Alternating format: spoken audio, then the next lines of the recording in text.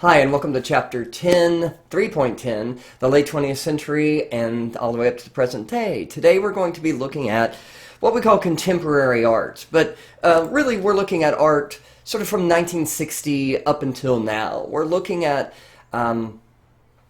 this contemporary period, which we see once again continued changes in technologies. We see the world getting smaller. We're also seeing sort of the end of what we call the colonial period. So, really by the middle of the 20th century, colonialism with, all of these European powers, sort of with controlling colonies all over the world and often exploiting the resources and the people of those areas is diminished. So what we're seeing now is kind of a post-colonial period.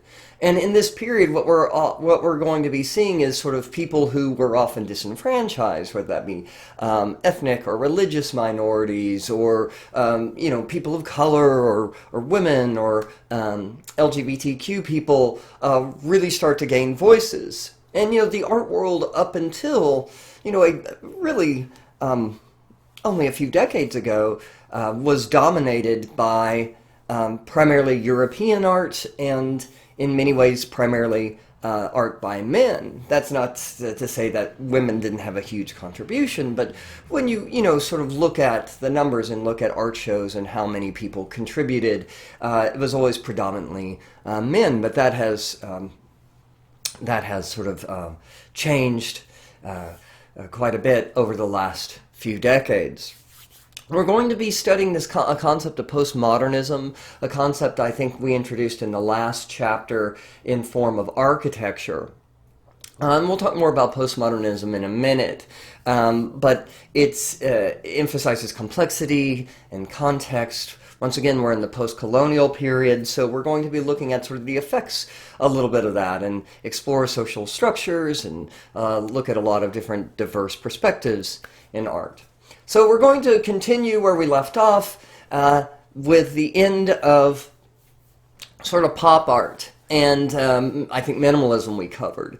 One of the big movements of the 1970s is a movement called superrealism, and this was very much an offshoot of pop art. It had very many of the same concerns as pop art. It was interested in contemporary popular culture. It was interested in consumerism. It was interested often in celebrities, but in general, it was interested in the effects of our modern culture. It's called superrealism because the artist often painted in a very super realistic style, or what is sometimes called a photorealistic style. One of the great artists of this period is Audrey Flack, who painted a lot of still life images, often with a sort of surreal quality, like the floating paintbrush in this painting called Marilyn. She was also an artist who sometimes would use a technique called airbrush, which would spray the paint onto the surface of the canvas. And as sort of modern and photographic as her works look, though, Audrey Flack is often sort of looks back to the history of art and painting as her influences. And so what we're seeing here is an influence of a kind of painting called vanitas paintings. And I think you guys remember those from when we looked at the art of the Dutch Baroque. Vanitas literally means vanity. And the whole idea of a vanitas painting is that it is meant to show that our quest for sort of surface things, whether it's riches and wealth or beauty or fame or whatever, are in the end temporary, and they're kind of all in vain. And that's sort of what this image is saying, because we see all these images of beauty, like a rose or Marilyn Monroe, a photo of Marilyn Monroe herself, a mirror, a lipstick, perfume, ripe, beautiful fruit. These are all sort of beautiful things. But we also see images of time passing, a candle burning down, an hourglass. I couldn't think of the word hourglass. Calendar pages. Even the fruit looks a little rotting here. So this is the idea that beauty and that youth doesn't last, and our sort of obsession with this sort of beauty is in many ways it's vanity. Okay. In the 1970s, we start to see feminism become a major player in sort of, the culture of the world. And this is, of course, off the 1960s, which saw tremendous changes in terms of equal rights for African Americans in this country, in the United States. Saw a lot of activists sort of vying for and trying for equality. And that, of course, also took the form of the feminist movement. And so this is a work, what we call an installation. So it's basically an entire room that has been converted into a work of art. It is called The Dinner Party by Judy Chicago. And it is a large piece made of many different materials that is basically a series of place settings at a massive table. In fact, there's 39 place settings in total, with another 999 names, all of women. The place settings and the names on the floor are all of women who were important in history. Some of these are more like mythological women, and others are actual women who lived. Each place setting is, I'll come back to this image in a second, is done in the style of the women who that place setting honors. And so on each side of the table of this giant triangle, there are 13 place settings. This is a reference to Leonardo da Vinci's Last Supper, which had place settings. Although this is not so much a religious commentary as it is kind of a commentary on a great artwork made by a man. And in this case, Judy Chicago is trying to make a great artwork sort of made by a woman honoring women in history. Sorry for the noise outside. So each place setting resembles the vulva. It resembles women's genitalia, but also a flower. And as we move through time, you'll notice that the flowers grow, sort of as a symbolic of women gaining power through society, through time. And so what we're sort of seeing is this idea that women are sort of growing and becoming more powerful in contemporary society. Each place setting is sort of done in the style of the period in which that woman lived. Now, there are women from, there are scientists and there are politicians and there are scholars and there's a bunch of different fields represented, but of course Judy Chicago, being an artist, includes several artists. Georgia O'Keeffe, the American artist known for her floral paintings, Artemisia Gentileschi, a person we didn't study in this course, but if you took my art, no, we did study Hildegard von Bingen, the German nun, a woman named Hypatia, who was a scholar and an astronomer and worked at the Library of Alexandria, the very famous library. Also the American poet Emily Dickinson, and also Judith from Judith and Holofernes. You'll also notice that each artwork is made with traditional craft materials. And we talked earlier this semester about how craft is often associated with women's art. And men did art like painting and sculpture, and this was considered to be, great art, right? Whereas crafts were considered to be utilitarian and functional and not able to achieve the same sort of greatness. And Judy Chicago says, wait a minute, ceramics and embroidery and quilting and weaving and tapestry and all these things take as much effort and time and ability as painting and sculpture, and yet painting and sculpture are considered great art and we're considered craft and functional items. Yeah, I don't think that's cool. So she basically is using these traditional materials often associated with women's work instead of painting images of famous women or sculpting images of famous women. She's representing them through materials often associated with women as a way of sort of legitimizing women's crafts as actual art. She also included a wall that acknowledged all the people who helped her do this. This is a monumental work. And so there are much more than much more work than one artist could have created. And of course, many artists in the past, male artists in the past, had large workshops with apprentices trained in their style. And it was very rare for an artist in the Renaissance or the Baroque or later to necessarily complete all of these massive paintings by themselves. They often had people helping with it, but the artist got all the credit. But Judy Chicago wants to show that artists often don't work alone, and in fact, women artists have often always worked in collaboration, and she wants to sort of bring that to people's, to everyday knowledge. And also, it's fair, right? To give people credit where credit is due. But everything about this work of art is meant to sort of challenge the sort of history of art, women's role in art, what can be considered to be art, the role that the artist plays in making art. So it's meant to sort of challenge kind of every sort of stereotype about the artist. At the same time, sort of honoring women through history. Here's a list of everybody listed, but you can Google this if you're interested in this work and explore it more.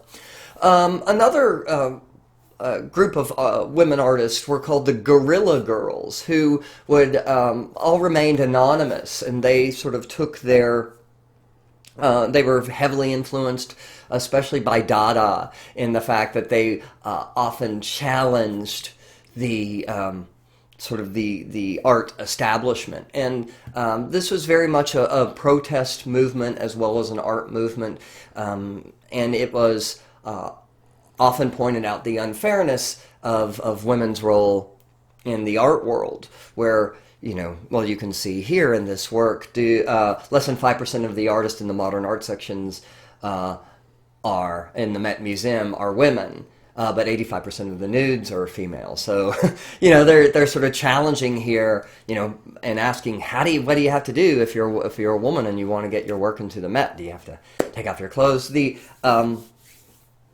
Guerrilla Girls, as I said, were anonymous, and most of their work was in the form of sort of propaganda-style art. So posters, bumper stickers, billboards they would rent out, and they would, like many people before, sort of kind of took to the streets to protest and try to get their ideas and themselves heard. Okay. So conceptual art. Conceptual art is a movement that begins really in the 1960s, but we can really trace conceptual art all the way back to Dada and Marcel Duchamp's Fountain. But the concept of conceptual art is that artfulness of art is in the artist idea rather than in the final expression. And we can also think about Jackson Pollock here a little bit, because Jackson Pollock says the actual art is the creation of art. For him, remember, making art was almost like a ritual that he was performing. And the painting that he created was in many ways just the record of that performance. So for even if you think about abstract expressionism or Jackson Pollock's take on abstract expressionism, there's the idea that it's the idea that is as important as the artwork. And of course, Marcel Duchamp with Fountain, if you think about this work, what did Marcel Duchamp do? Well, he got a lot of people to agree that a urinal can be a work of art. But really, he could have submitted any object at random. This could have been a toaster or a piece of lint or anything, right? What was important with this work wasn't the work itself, because Marcel Duchamp simply just ordered it out of a catalog randomly. But what made it important is the concept. The idea is the art. And the idea is that Marcel Duchamp got a bunch of people to agree that a urinal can be a great work of art. That's the art, right? That's the concept. And so this is, conceptual art didn't sort of come out of nowhere. But, there's definitely precedents. There's Jackson Pollock, there's Marcel Duchamp, there's other people involved, the minimalist. But the idea, though, is that you can eliminate the art object entirely and focus on the idea. So you still have to have a record of it. So you could record this in sketches, books, photographs, performances. Appropriation is another concept that's going to be really big in this postmodern contemporary art world. And appropriation is the idea that it's the deliberate incorporation in an artwork of material originally created by other artists. So you can think of this as sampling, right? Sampling is a form of appropriation, of taking somebody else's work, or memes.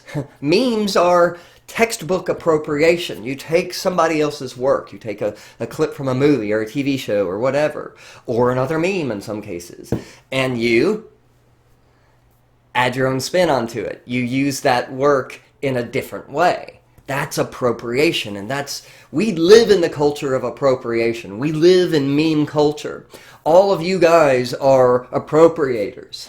You're all postmodernists and didn't realize it. But this also comes out of Marcel Duchamp, who came up with this idea of ready-mades, that you can take stuff that's already made and put your own spin on it, and then it becomes your work of art. But once again, the idea here is that the focus is not really so much on the work, it's on the idea. This is Sherry Levine's Fountain after Marcel Duchamp, which is a kind of a parody, a little bit of trolling on Marcel Duchamp's Fountain, and she has taken it and of course and basically made a bronze version of it. So she's took something literally kind of disposable and turned it into this sort of beautiful work of art. But at the same time, you couldn't understand this work without understanding Marcel Duchamp's work, because she's literally kind of made a meme of it, hasn't she? So when we think of conceptual art, though, oftentimes this is the work by Joseph Kosuth. It's called One and Three Chairs. And this is often the work used in textbooks all over the land to illustrate what conceptual art is. And as we talked about, it's interested in art that appeals to the mind rather than the senses. But here's this idea that this is one and three chairs. The idea is that, it is about the concept of what a chair is. And a chair can be lots of different things. A chair can be an actual chair, or chair can also be just the words describing what a chair is, or a chair could be an image of a chair. These are all chairs in their own ways, but it's about the concept of a chair, not an actual chair. Now, you can sit there and go, yeah, this is an art, this is art, whatever. I'm not here to convince you what to like, but what I want you to understand is artists started thinking outside of the thing they make. That art isn't just a thing. Art is the ideas around the thing. And in a way, it always has been, right? I mean, you think about, Vincent van Gogh talking about how Starry Night is, the soul's sort of ascending into heaven. And without that concept, right? Starry Night is just kind of a bunch of paint on a canvas. Art has always had a concept. And these conceptual artists now are just emphasizing the idea more than the art itself. Another form of art that comes around in the 1960s and 1970s is called performance art and also body art. This is where the body becomes the main part of the art. The artist uses themselves as the artwork. And of course, this is in many ways nothing new, because that's what theater is, right? I mean, theatrical performances are an art form that uses performance and the body, the human body, as its main expression of art. And so artists sort of took this idea and sort of, ran with it. But performance art generally doesn't tell a traditionally narrative story from beginning, middle to end, but instead performance art is about an action, an idea, a concept being sort of performed or acted out by the artist, or it could be a model or somebody else they hired. Anna Mendieta is one of the pioneers of performance art and using her body in these performances.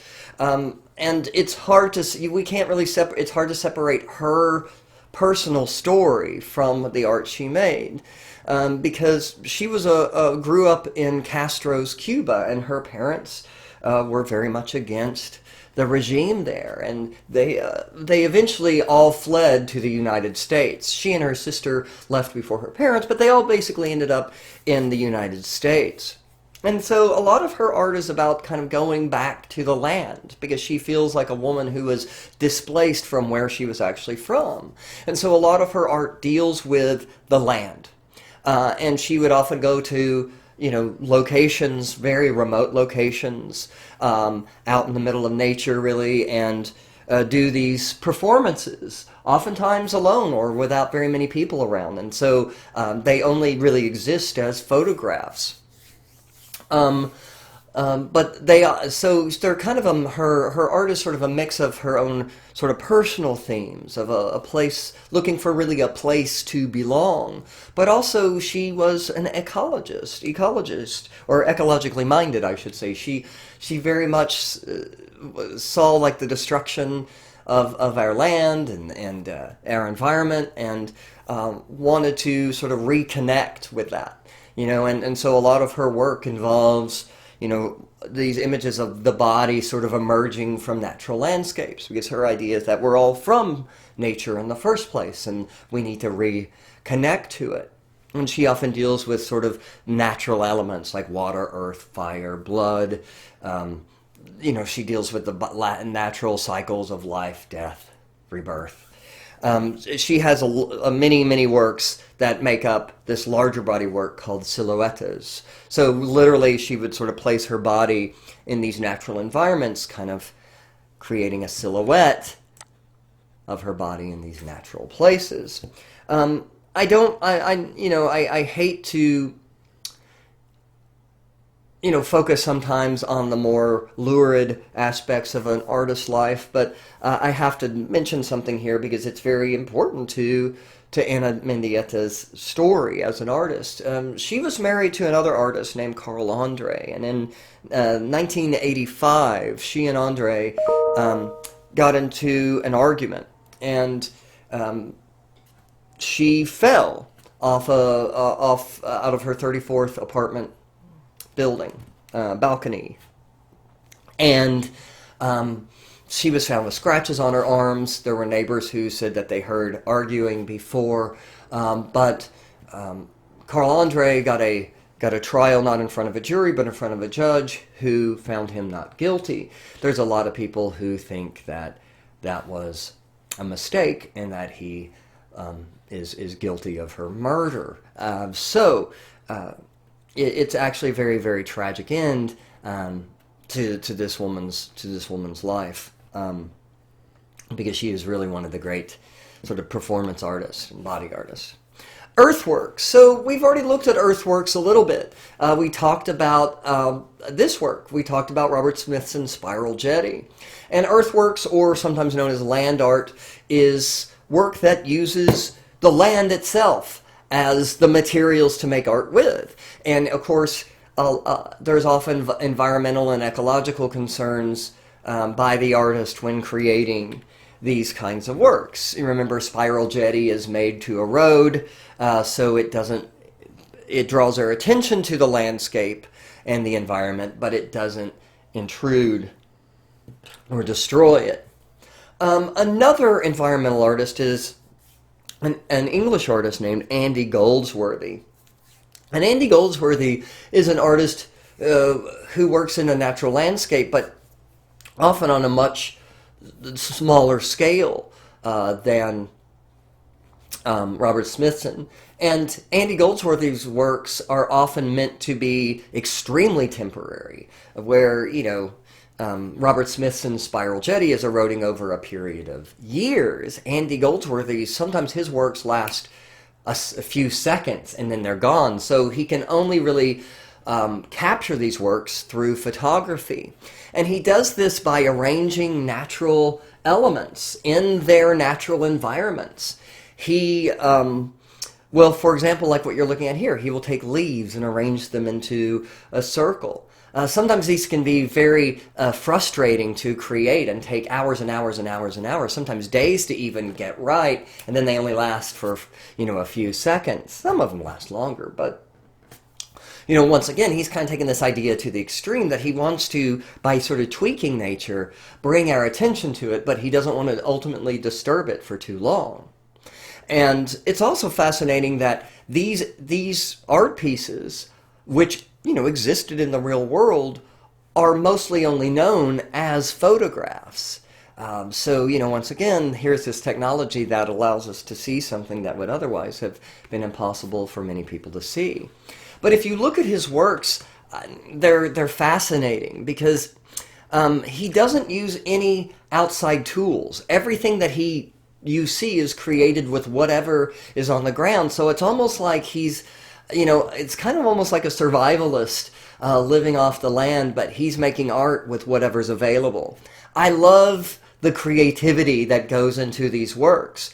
Because, while most of us might see just some twigs and leaves on the ground, Andy Goldsworthy sees an arch made of rocks or a spiral made out of icicles. And those icicles were actually made by breaking them off. They were hanging from a tree or whatever, and then heating them with his hands and his breath and molding them together to create the spiral.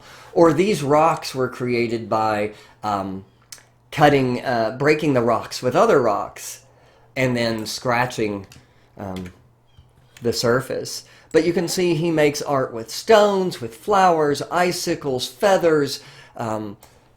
These are leaves adhering to a rock. I highly recommend Googling Andy Goldsworthy. But his work is sometimes done in collaboration with assistants. Because some of his work is fairly large scale, nothing like Robert Smithson, but he often has a small sort of team of people going out to help him. But his works are fascinating to me. This work especially, these are two different kinds of leaves that have been ripped and torn and then reassembled and then stuck together using thorns. So everything you see here is natural. Now this is actually near, it looks like some apartment buildings here, so not everything is out in the middle of nowhere, but certainly his work is, and he actually has some pieces that you can see in galleries and museums, but the stuff he's really known for are these kinds of outdoor works. Andy Goldsworthy makes his money mostly by selling books, sort of big coffee table books of his work, calendars, and other things like that is how he makes his living. Another artist who works with sort of temporary art is a duo of artists, Christo and Jean-Claude. They are a husband and wife team. Christo is the husband and Jean-Claude is his wife. They are a French married couple. And Christo handles the art side of it and the conceptual side of it, and Jean-Claude handles the sort of business side of things and the logistical side of things. Because what Christo does is creates large-scale installations, usually using fabric. And maybe his most famous work, although he has many, is a work called The Gates, which was installed in Central Park for a period of about 2 weeks, maybe I think 16 days technically, but about 2 weeks in 2005. But it was a work that was in the planning stages for over 2 decades, because their works often involve very high-profile places like Central Park.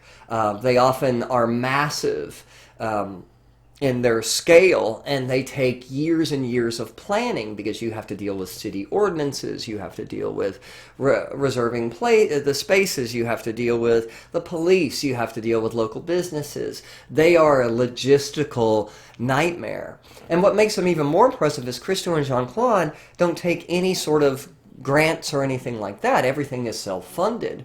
So once again, like Andy Goldsworthy, they pay for their work through selling, production drawings, selling photographs, those kinds of things. They also work with local city governments and businesses because whenever Christo and Jean-Claude do a large outdoor installation, it's a huge deal and it brings in tourists and tourist money. So the Gates was 23 miles through New York Central Park. It was 16 days. Of course, it required community support. It required a huge team of engineers, fabricators, security guards, 600 installation workers. It began in the sort of planning stages from 1979 and was finally approved in 2003. But there's a total of something like 60 miles of saffron-colored nylon fabric was produced to make these 700 and over 7,500 various gates. The gates could vary from, some of them were as tall as 16 feet tall, although some could be smaller.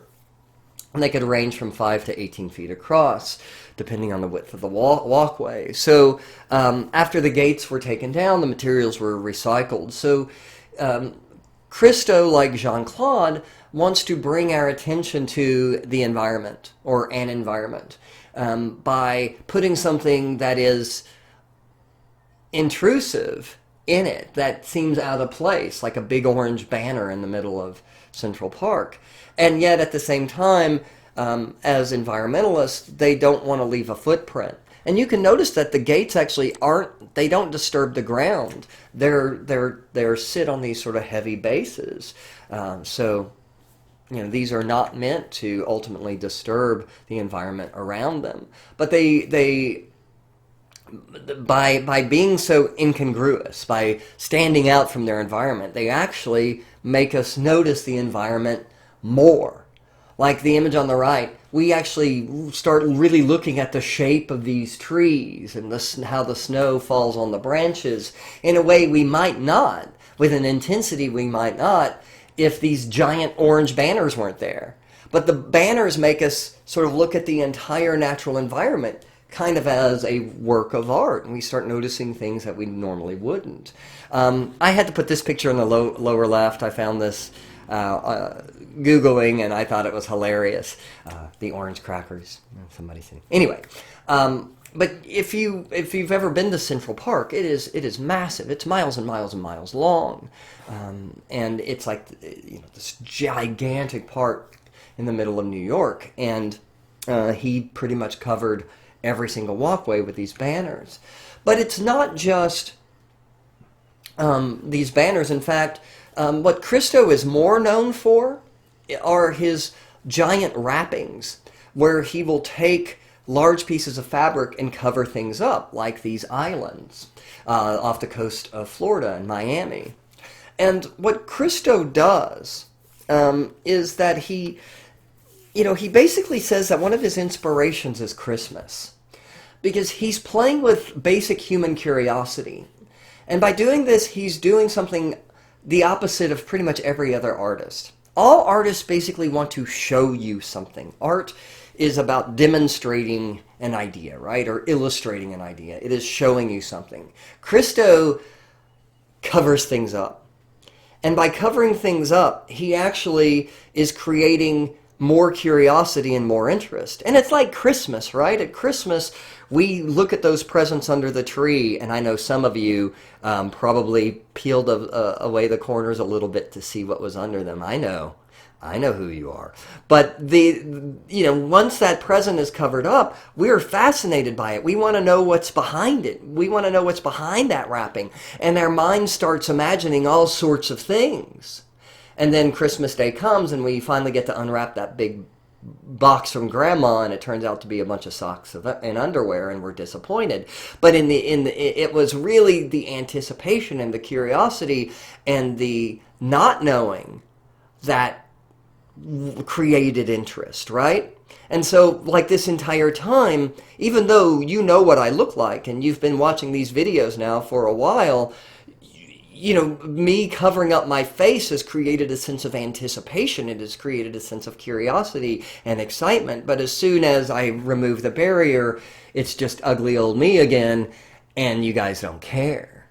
Christo understands that by occluding something, by obscuring it, he actually creates more interest. Like the capital of Germany, the Reichstag, by covering up this very famous building with all of its rich and sometimes horrific history, relating to Nazi Germany and everything else. He has taken something that is recognized by hundreds of millions of people around the world, and by covering it up and giving us just the silhouette, we actually pay more attention to it than if we could actually see the entire building. And of course, this brings in the crowds. People want to go see something that they can't see. So, Christo, in a way, you could say that this is conceptual art, because the concept of not being able to see something is what makes it so intriguing. Jean-Claude passed away a few years ago, and so Christo is now pretty much retired. I always sort of love their relationship and their ability to sort of work together. And he's like, now he's like, well, my partner's gone. The reason to do this is gone. So he's more or less retired. So postmodernism often deals with the idea of identity and multiculturalism. So, postmodernism is a movement in art, architecture, and criticism responding to modernism with a distrust of grand narratives and questioning the very nature of art by acknowledging the constructed nature of reality and experience. In other words, postmodernism is all about reevaluation. It's all about taking what came before. And in many ways, postmodernism says, there's nothing new. We can't make anything new. We're done with new. But what we can do is sort of reevaluate, remix, and reconsider what came before. And also, maybe by doing that, we can also go back and represent people, women, minorities, whatever group it is that has been marginalized, and give those people a voice. Because throughout the European art, if most art has been made by, white men, this now gives us a chance to reevaluate what came before. And so identity becomes a huge part of postmodern art. So one of the things we often see in the postmodern period is art that has elements of social and political protest. You can see that in this work, Revolutionary, which is of the African American activist Angela Davis, a screen print of her by Wadsworth Gerald. And this was used to sort of promote black pride and black power. This is in many ways, a sort of a propaganda poster, using, sort of very positive words regarding African Americans and the Black Power movement of the early 1970s. It's also painted in this, or printed, I should say, in this very, very colorful way, using what the artist called Kool-Aid colors, like really bright, sort of almost fruity kind of colors, as a way of attracting people's attention. But certainly there, in the 1960s, 70s, 80s, and even up through today, there is very much a push in the art world by artists from groups that have been otherwise marginalized, trying to get a voice. Zenobia Bailey is another artist who uses sort of the imagery of colonialism as a way of giving voice to those in the past who didn't have a voice. Her work often focuses on African American slaves, and the fact that many African American slaves had to pretty much give up the cultures they came from and were without a culture, or were often prevented from sort of participating in their culture. And so she often takes the images from people who are often marginalized. In this case, she's sort of inspired by not just African art, but Hindu and Chinese elements, with often references to, enslavement during the colonial period. Carrie Mae Weems is another artist who very much has concerns about representation of African Americans in art. She's known for two series, and one of them is autobiographical. The other one is a fictional account. On the right is a photograph from a series of photos she took called Family Pictures and Stories, which is more or less about her life, her family. These are all pictures of her actual children and relatives and extended family and friends, sort of trying to capture just sort of a modern African-American family. But the image on the left is from a series called the Kitchen Table series, which is not autobiographical. In fact, even though this is Carrie Mae Weems in the photo, that is not her daughter. Her daughter was already a full-grown woman when this picture was taken, but instead these are meant to sort of represent kind of daily activities of mothers and daughters, mothers and their children in an African-American household. But really, in many ways, what we're sort of looking at here is kind of a modern photographic version of the realist movement, which focused on everyday life. And so this is kind of a postmodern take on that. And instead of using painting, we're using photography. But the idea is that these artists are trying to illustrate their day-to-day existence, because that day-to-day existence has not often been shown in art. I mean, we've seen lots of pictures of sort of Europeans and Anglo-Americans' home lives through the history of art, but we haven't necessarily seen African Americans. And so this is a way of kind of, throwing your name in the ring, right? Throwing your hat in the ring, whatever the phrase is. But to get, to sort of be recognized, and that your stories, that African American stories, are worth sharing and worth knowing about and worth seeing. In other places we see art, more art of sort of identity and looking for maybe a place where of belonging. And this is the case of the Korean American artist who grew up in Atlanta, Georgia, Ji-ha Moon, whose art often deals with feeling not really part of one culture in particular, but kind of maybe drifting back and forth from one culture to another. And this is reflected in their work, where you see sort of images of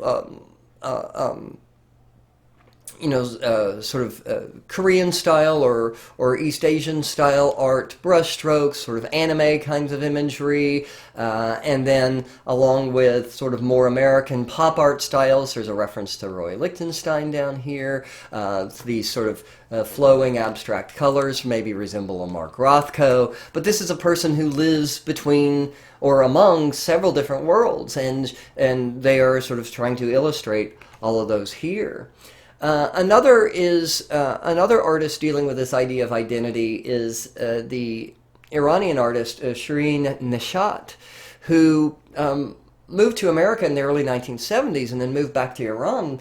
But when she moved back to Iran, it was a very different place, thanks to the Cultural Revolution of the late 1970s, which brought in a tremendous change to Iran with a very conservative Islamic government taking control. And the role of women changed greatly in that time. And some women had to give up a lot of freedom. The way women could dress was changed greatly. They had to wear full body coverings. And her work often sort of deals with a kind of a feeling of loss that she feels for women's places in contemporary Iranian society. And she makes both films and photographs that kind of deal with this feeling of in some ways not belonging, and that she now lives in a culture that is very much divided, where men who are able to sort of go around uncovered live one way, and women are portrayed often covered up, isolated from society. Now, these of course are the artist view I want you guys to understand with all of these, I am not presenting my own personal opinions on any of the societies that we are, that these artists are representing. I am simply trying to introduce you to the concepts that they are about. These are not my opinions or my beliefs. I am simply presenting you with the material. And, when we talk about identity, when we talk about disenfranchised cultures, when we talk about religion, these are all subjects that can really create a sense of ire in some people, and it can really get people upset because these are very sensitive topics, and I am not trying in any way to step on anybody's toes. I am simply explaining what is going on in the world. And that's something I think we all maybe need to understand a little bit more, is that part of the reason for this kind of art is existing is because these artists often feel like they don't have a voice. And when people say they don't have a voice, I think we should listen. And then, we reach our own conclusions. But we may not always agree. But I think that it's important that we listen and we try to understand. And that's all we're doing here. Okay, moving on. Some art is postmodern in the sense that it often champions materials that are not normally considered to be art materials. And this is very much the case with James Hampton. So James Hampton is not an artist per se. He's not an artist who, ever set out to be an artist, but instead is what we call an outsider artist. Or he participates in what is known as outsider art.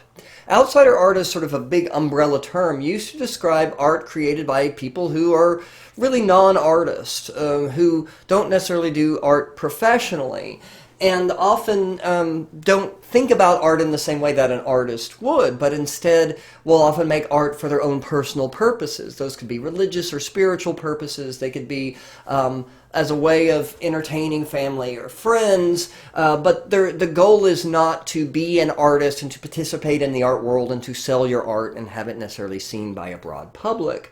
But instead of outsider artists are often from untrained backgrounds. They have no sort of aspirations for public recognition, and they often use unconventional materials and work in unconventional ways. And James Hampton was a janitor. He was worked in Washington, D.C., and he was a guy who collected things like, foil and craft paper, wood, glass, just whatever kind of found objects he could. And he created this piece, which was his sort of life's work, called The Throne of the Third Heaven of the Nation's Millennial General Assembly, which was basically his way of presenting his concepts of the second coming of Christ. This was a guy who, maybe thought about things in an unconventional way, certainly used unconventional materials. But for him, this was a spiritual exercise. This was a product of his deep religious belief and his deep sort of Christian faith, maybe executed and presented in a way that might be a head scratcher for some of us. But for him, this was very much a sort of a work of intense faith. And he worked with the materials that he had. I mean, he was poor, he was a janitor, he had no sort of official art training, but the idea is he created something unique and beautiful and singular. And that is what attracts to a lot of people to outside art. The fact that they are looking at something that is not maybe refined, or something that is not polished, that is not sort of filled with the kinds of professionalism often associated with, well, professional artists. But in a way, maybe there's something more sincere or direct or personal made in art, made by people who are simply making art for their own purposes, not for anybody else to sort of see. But they are literally working outside the mainstream of the art, outside the conventions of the art world, outside of the normal aspirations that artists have. Outsider art. Jean-Michel Basquiat, who was a man of Haitian descent who grew up in New York, was an artist who sometimes is referred to as an outsider artist, although he is an artist who had professional training and who was interested in becoming an artist. But certainly Jean-Michel Basquiat is an artist who sort of very much worked outside of in some ways, traditional art imagery, often using rather crude kinds of figures taken from traditional African art, Haitian art, and also graffiti. In fact, Jean-Michel Basquiat originally started as a graffiti artist using the tag name Samo, S-A-M-O, that he would sort of put all around New York. But his work started to get recognized. In fact, Andy Warhol was an early champion of Jean-Michel Basquiat. Unfortunately, he died at a very young age of a drug overdose. He very much suffered addiction problems, and it ended his career, which is very much a shame because he is still considered really one of the great artists of the postmodern period. But had he lived, he probably would be, one of the great. I mean, this is all speculation. Because careers come and go and move up and down, but certainly there is a real sense of sadness and loss that a great talent had died too soon. There's a fairly good movie just called Basquiat about Jean-Michel Basquiat that was made, I don't know, in the 90s sometimes. It's worth seeing. The rock star David Bowie plays Andy Warhol, so it's worth seeing just for that. Also, Gary Oldman's in it. Okay. But his work often sort of took this intentionally sort of crude approach and kind of a junkyard approach where he would take ideas from graffiti and African art and German Expressionism especially also, and sort of throw everything kind of together in this almost random looking kind of style. In the postmodern period, we also see a continuation of the rise of video art and video installations in the art world. And this is all just a reflection of changing technologies. We've seen that throughout the entire history of art. As soon as the Impressionists, as they started using oil paints in tubes and taking them outside because they didn't have to mix their paint in the studio anymore. Technology has always influenced art, and so we very much see that with on the use of video and video projections. This is a work by Pipilotti Rist, who often has basically two cameras here. And in one scene, she is sort of in this urban environment with this kind of happy-go-lucky, carefree attitude with a bouquet of flowers, and she's smashing out windows. And on the other side is an image of a sort of a natural field with this sort of natural beauty, and these flowers called red hot pokers, obviously for their shape and their color, as a way of sort of illustrating the idea that maybe it's an artist's role to sort of break conventions of society, and maybe in this case to sort of get back to something more pure and natural. In our society. Matthew Barney is another artist who works with film. In fact, he made a series of 5 films called the Cremaster Cycle, and these are all weirdly, surreally autobiographical films dealing with various concepts from his life.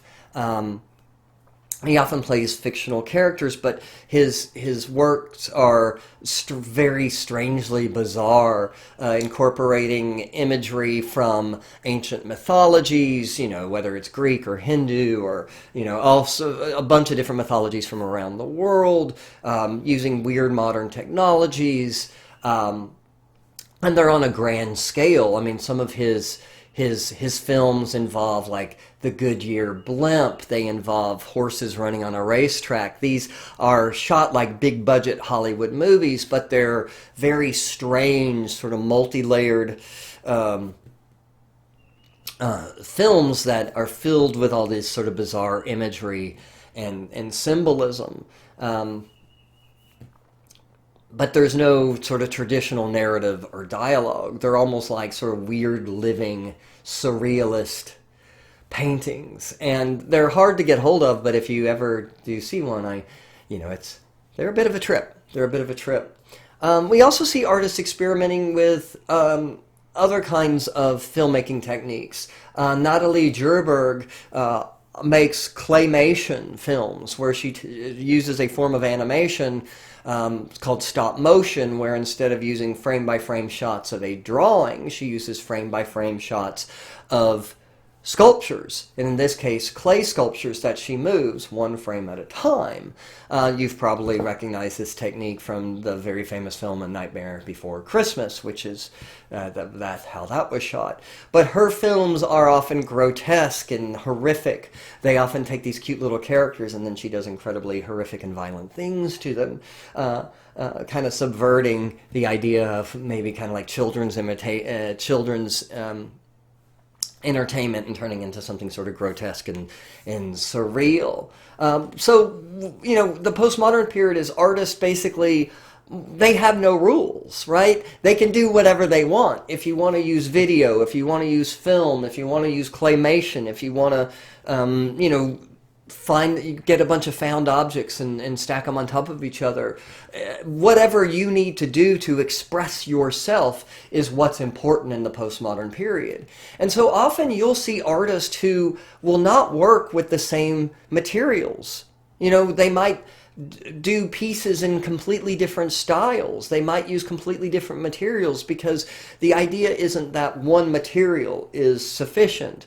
What's important is the idea. And so you use whatever materials are best to express that idea. This is Tara Donovan, who makes large installations, often out of seemingly random objects, often things that are thought to be disposable, and in a way finding sort of beauty in the mundane and the everyday. This is a large installation. And installations we've talked about this term before, but they were originally referred to hanging of pictures and arrangement of objects in an exhibition, but now we use it more as an intentional environment created as a complete artwork. And so this is an installation made with styrofoam cups. What does it mean? I don't know. Could it have environmental concerns? Certainly. But in the end, I think it's really about finding beauty in the mundane, in taking something that is literally disposable, that is made to be thrown away, the styrofoam cup, and finding a kind of a weird beauty in that. The idea that, what artists really do is they look at things in a way that other people don't. And they find a new thought or a new idea or a new concept of beauty in that object.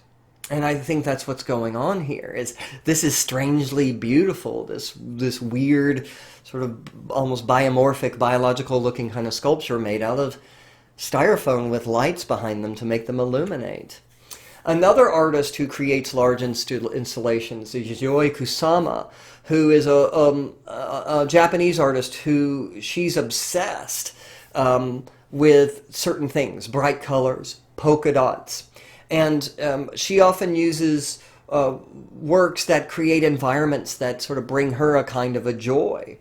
And that when there was an exhibit of her work at the Dallas Museum of Art a little over a year ago now, and I'm really sad that you didn't get to see it. If you got to see it, awesome.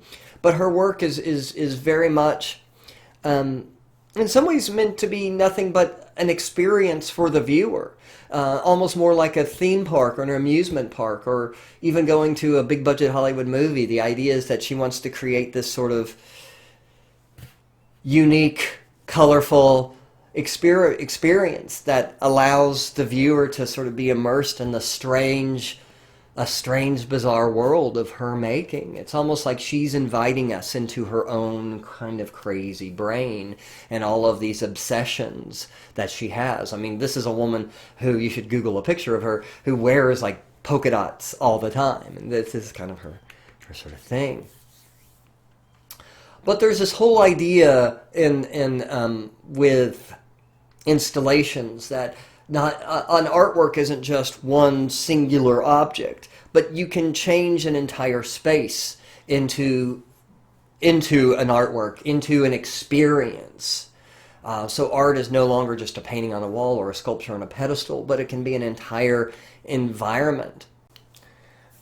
Along with this, in this postmodern period, with this idea that, we need to sort of reevaluate everything about art, is this idea of that art can actually be used for social change, not in the sense that it can only show pictures about things that we need to consider that are maybe wrong or messed up or whatever about our world today, but the idea that art can actually create social change by involving the public.